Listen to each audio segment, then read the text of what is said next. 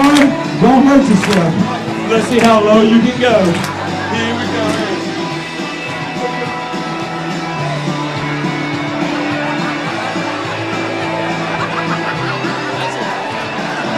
I can't wait. Praise the name.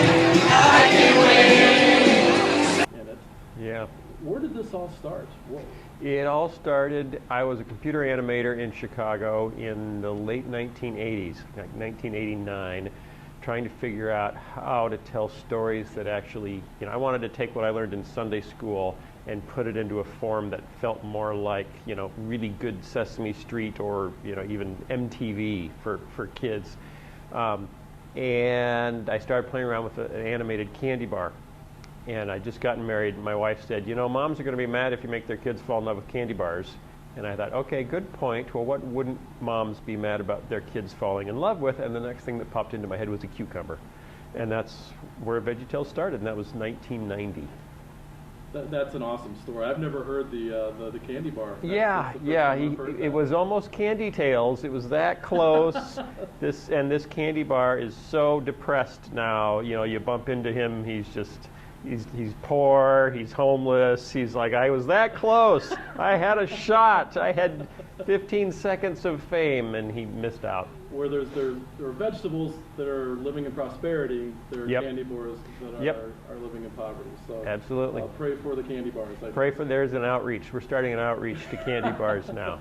Excellent, that's a great ministry there. So a few of the works that you've done since the VeggieTales, Jellyfish Labs. Yep. Me, Myself, and Bob, a book that you wrote. My book for grown-ups. Me, Myself, and Bob. Yep.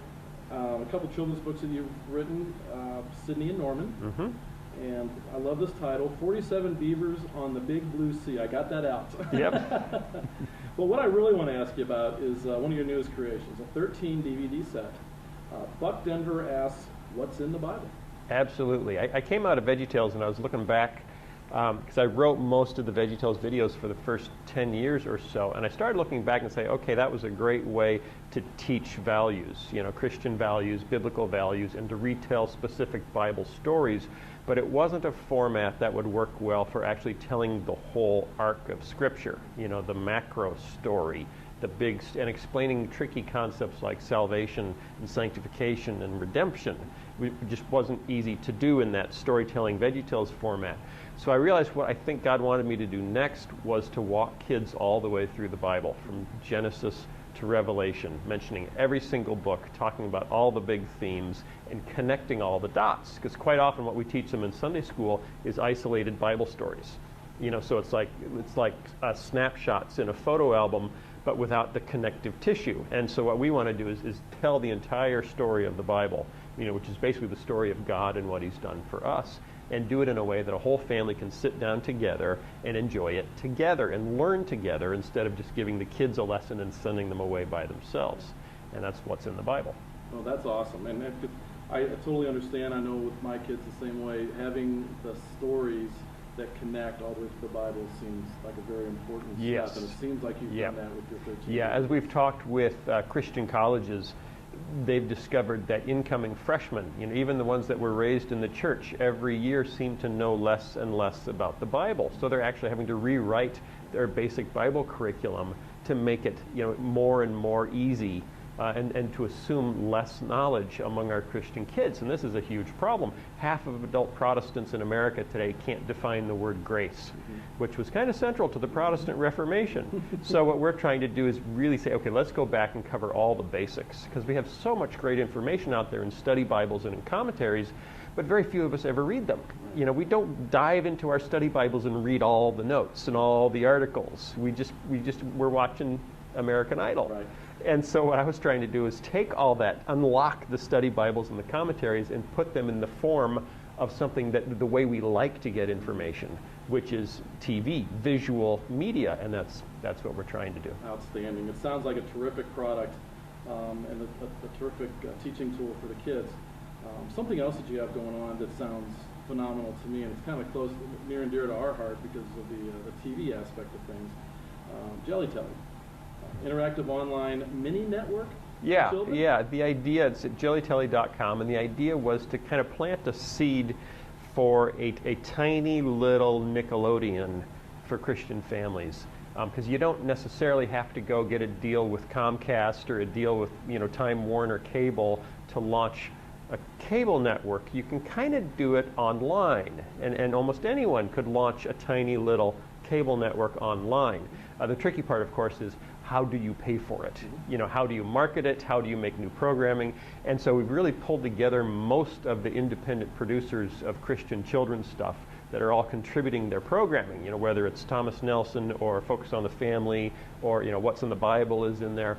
And then we're putting it together in a format where a family can then subscribe for, you know, $4.99 a month and have access to, I think right now we have about 150 hours of kids shows, Christian kids shows in one place online, plus games, you know, plus activities that your kids can spend an hour. You know, it's in a safe, faith-encouraging, you know, faith-friendly space instead of just giving them the remote control and letting them watch whatever they want. Exactly. We're hoping eventually that we can then, you know, if we can get enough parents subscribed, we can actually go out and commission new shows from some of these young, I mean, we found at least 10 Christian colleges today with full-time film programs. So there are these kids, quite often they grew up on VeggieTales, and they want to make their own shows, but there's no way for them to get any money to do it, you know, and there's no place to take them. And we're hoping that if we can plant the seed, it almost becomes, you know, like an HBO for Christian families, where you can go out and fund the new shows, and these new storytellers, right now they all end up back at their home churches running the PowerPoint slides during the worship service because they can't find anything else to do. So our first ministry is to Christian families. Our second ministry is to the next generation of Christian storytellers.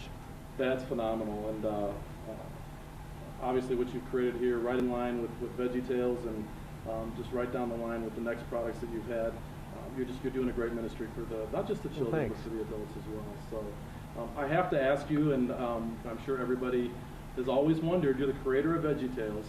Who is your favorite character? There are two that I really like to perform as far as voices. There's Archibald Asparagus. Archibald is a lot of fun because he's the part of me when I was a young boy. My sister chased me with worms, not the other way around. That's the part of me that really enjoys being Archibald. And the other one is Mr. Lunt. You know, and Mr. Lunt, because he can get away with saying anything, and no one seems to mind. Whereas Bob the Tomato, he has to be the good guy and say what he's supposed to say. Mr. Lunt can have a lot more fun. That's awesome. Couldn't end it in a better way. Well, I'm a children's director at our church, at Christ Community Church in St. Louis, and I just wanted to find a place where I could bring my leaders and my Sunday school teachers to help encourage them and equip them in what they do every day at our church. And it was not something that was really readily available in this area, and we just really felt that St. Louis was a big enough town that could support something like this, and we wanted to just get all of these resources together in one place so that people could come and be encouraged and be equipped to do children's ministry and ultimately to reach kids for Christ. That's outstanding. What a great concept, and you've done a great job putting that together today. Now, I have to ask you, this is the first year. Obviously, you're not going to stop here. What kind of future plans do you have? Well, we definitely want to have another expo right here in St. Louis. We already have the date set. It'll be January 24th of next year on a Friday. And we also have hope to add a city this year so that we can take this event to other regions so that other folks would be able to benefit from this. Awesome. That's outstanding. So obviously this isn't done alone. I mean, there are a lot of people that you rely on to help put this together. Is there anybody that you want to thank, or anybody that you want to recognize for? It's really just been a work of God. He has pulled together so many different volunteers and helpers and really opened the door for us. So I just really thank God. That's awesome. Thank you very much, Christina. Excellent event, and we appreciate you. Thank you so much. You. Oh, I know, right? Yeah. And the best part is you don't even have to be here to win the raffle. Oh, you can go check out one of our amazing workshops. Ah, or maybe you might be talking to somebody in a booth, like Shock Aldoni, Ross Chairman, John Glad to meet you. that guy. Or maybe you're over at the group booth. Or maybe you're over at the Juggling Jeff booth. 13.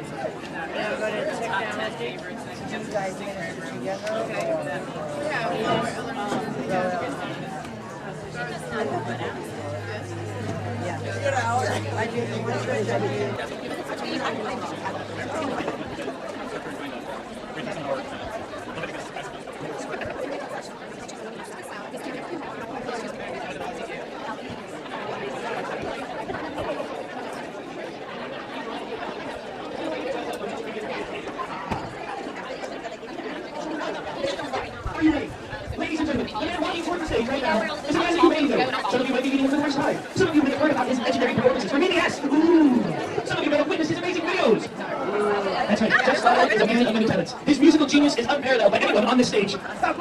This man is a man... Wait. Yes. Jeff Slaughter and I are best friends. We're BFFs. We go back. We've known each other for